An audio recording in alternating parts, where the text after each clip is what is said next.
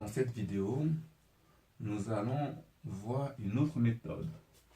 Là, nous avons une expression A qui dépend de n et nous allons voir comment utiliser les congruences pour déterminer l'ensemble des entiers n tels que une constante divise A. Nous allons procéder par disjonction des cas. C'est-à-dire que nous allons prendre un entier n, et si nous prenons un entier n, quels sont les cas possibles? Par exemple, si nous prenons un entier n, il peut être pair ou il peut être impair. S'il est pair, par exemple, son reste dans la division euclidienne par 2 est égal à 0, ou son reste dans la division euclidienne par 2 est égal à 1 s'il est impair. Donc, en considérant les restes de la division euclidienne d'un entier par une constante, on obtient une disjonction des cas. Donc ici, si nous prenons un entier n, là nous voulons que C divise A, nous allons considérer les restes possibles de n dans la division euclidienne de 7. Nous allons résumer ces restes possibles dans un tableau qu'on appelle un tableau de congruence.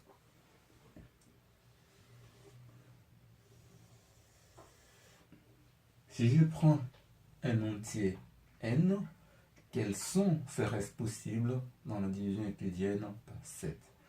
Donc le premier reste possible, c'est soit 0. Dans ce cas, l'entier est un multiple de 7. Le deuxième reste possible, c'est 1. Après, on a 2, 3, 4,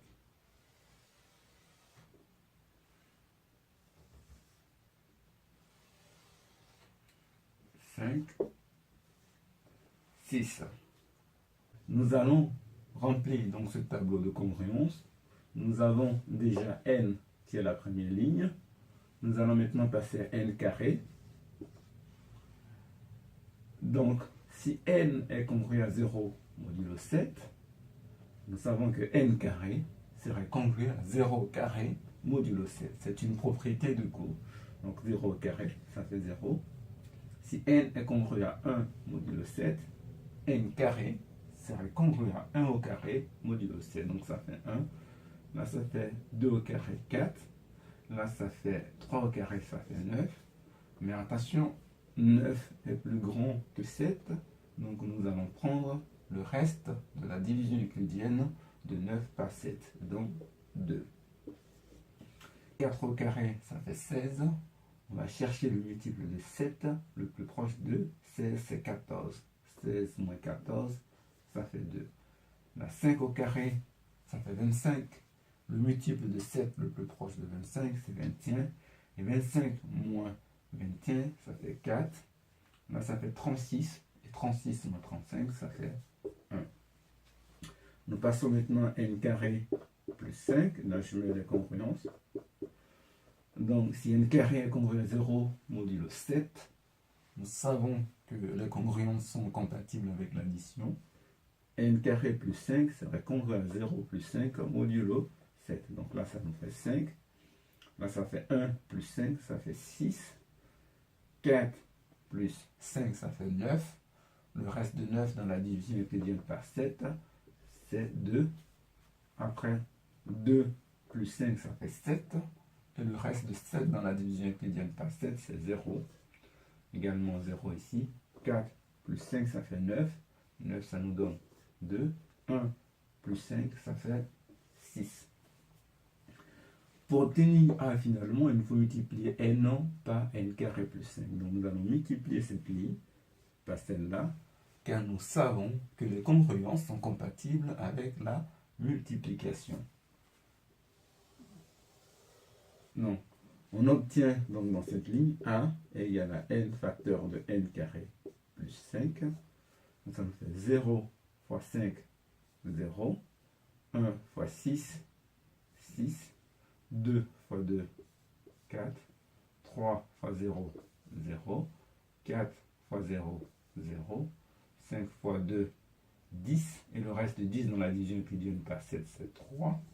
6 fois 6, 36. 36 moins 35, ça fait 1. Donc, qu'est-ce que cela veut dire? Cela veut dire que si n est congru à 0 modulo 7, 1 serait congru à 0 modulo 7. Donc 7 va diviser 1. Donc là, ici, 7 divise 1. Pareil ici, si n est congru à 3 modulo 7, 7 divise 1. Et si n est congru à 4 modulo 7, 7 divise 1. Donc nous avons 3 cas où 7 divise 1. Le premier cas, c'est que n est congru à 0 modulo 7. Ou le deuxième cas, c'est n qui est congru à 3 modulo 7. Et le dernier, n est congru à 4 modulo 7. Donc ici, ça veut dire que n est un multiple de 7. Donc n va s'écrire sous la forme 7k. Ou là, ça veut dire que le reste de la division euclidienne de n par 7 est égal à 3. Donc n va s'écrire sous la forme 7k1 plus 3. Remarquez que par exemple là, c'est des congruences et là, c'est une égalité. Congruence, égalité. Et finalement, le reste de la division euclidienne de n par 7 serait 4. Donc n s'écrirait sous la forme 7k2 plus 4. Donc voilà les valeurs de n pour lesquelles 7 divise